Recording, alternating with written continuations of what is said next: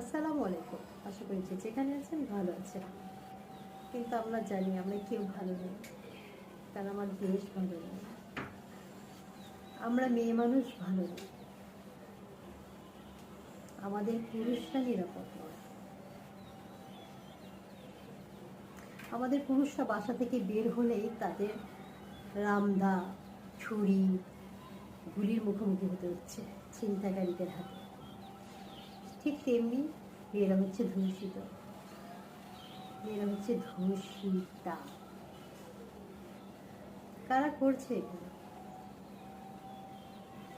আপনারা তো দেখা যাচ্ছে 4 বছরের মেয়ে থেকে শুরু করে 40 বছরের মহিলাদেরও ছাড়ছেন না। কিসের এত লোভ আপনাদের? কিসের এত চাহিদা আপনাদের? কাকে করবো এই প্রশ্নটা? আমরা যে নিরাপদ নই, রাষ্ট্রকে, সরকারকে, আইন শৃঙ্খলা বাহিনীকে, কাকে করবো? কেউ তো এর সমাধান দিতে পারছেন না। আমার জানা মতে, আমার এত বছরের জীবনের আমি কখনো দেখিনি এই কয়দিনে এত মানুষের ধর্ষণ, এত মানুষ ধর্ষিত হয়েছে। পাবলিক ট্রান্সপোর্ট, ক্যাম্পাস, কোনো জায়গা আপনারা বাদ দেন নাই। যে বাসে একটা মেয়েকে ধর্ষণ করা হচ্ছিল, সেখানে কি কোনো পুরুষ ছিল না? ছিল। তাদের সবাই যার যার প্রাণের ভয়ে বসেছিল। তাদের কাছে কি সেই মেয়েটির আত্মনাদ পৌঁছায় না?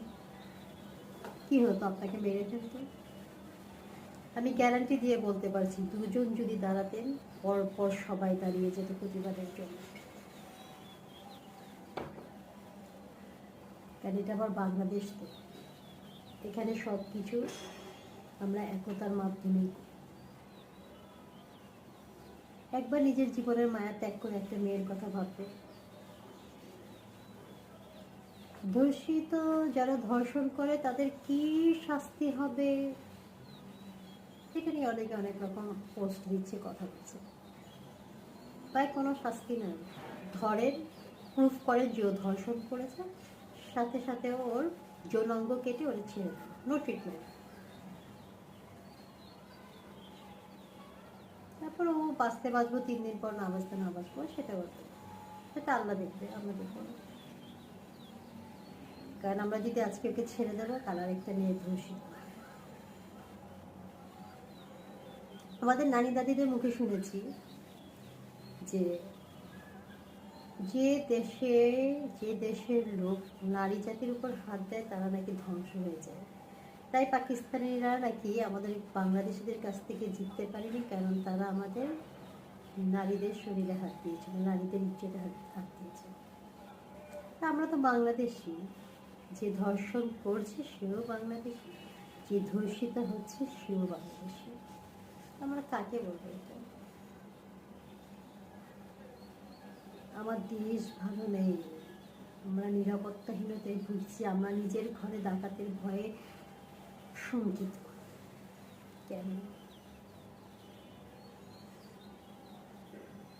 যাক, আমি খুব ছোট মানুষ, কিন্তু খুব খারাপ লাগে এখন বাইরে বের হলে সাথে একজন পুরুষ দরকার পড়ে, বের হতে পারি না। কোথাও না কোথাও মনে হয় যে এই বোধহয় কোনো বিপদ ঘটলো, এই বোধহয় কোনো বিপদ ঘটলো। যাই হোক, আমরা মেয়েরা তো সারা জীবনই লাঞ্ছিত, বঞ্চিত। সেটা বাবার সম্পত্তি থেকে হোক, মার সম্পত্তি থেকে হোক, সামাজিকতার চোখ দিয়ে হোক, সব দিক।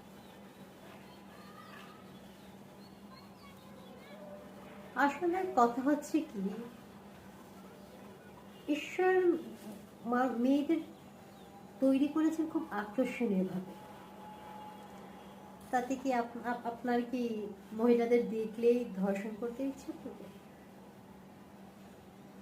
কেন? আমরা তো পুরুষদের দিকে তাকিয়েও দেখি না।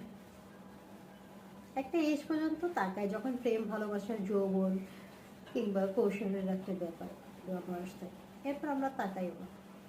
রুচিতে লাগে না, এটা রুচিবোধের অভাব।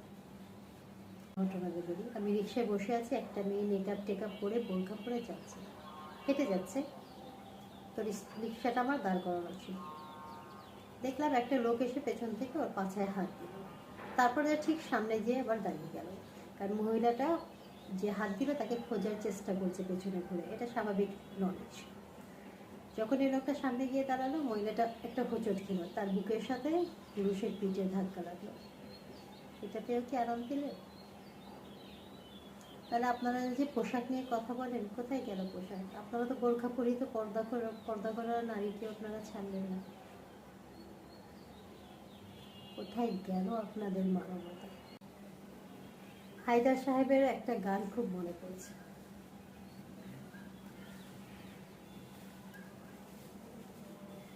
কতটুকু অশ্রু গড়ালে হৃদয়ে চলে সিক্ত, কত প্রদীপ শিখা জ্বালালে জীবন আলোয় দীপ্ত, কত ব্যথা বুকে চাপালে তাকে বলি আমি ধৈর্য, নির্মমতা কত দূর হলে জাতি হবে নির্লজ্জ, কতটুকু অশ্রু চড়া গড়ালে হৃদয় চলে সিক্ত, কত প্রদীপ শিখা জ্বালালে জীবন আলোয় দীপ্ত, কত ব্যথা বুকে চাপালে তাকে বলি ধৈর্য, নির্মমতা কত দূর হলে জাতি হবে নির্লজ্জ।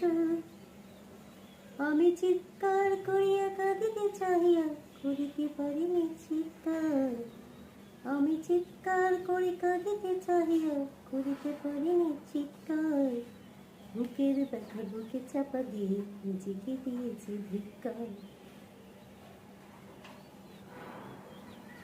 এই হচ্ছে আমাদের অবস্থা। আমরা না পারছি চিৎকার করে কান্না করতে, কান্না শোনার লোক নেই, শুধু নিজেকে নিজে ধিক্কার দিচ্ছি। এই পরিস্থিতি কি আমাদের কিছুই করার নেই? আমরা মেয়েরা কি রুখে দাঁড়াতে পারবো না এই ধর্ষণের বিরুদ্ধে? সবাই একবার ভাববে। সবার জন্য অনেক অনেক দোয়া এবং ভালোবাসা রইল। আল্লাহ সবাইকে নিরাপত্তা এবং নিরাপদ জীবন দান করুন। আল্লাহ হাফেজ। আসসালামু আলাইকুম।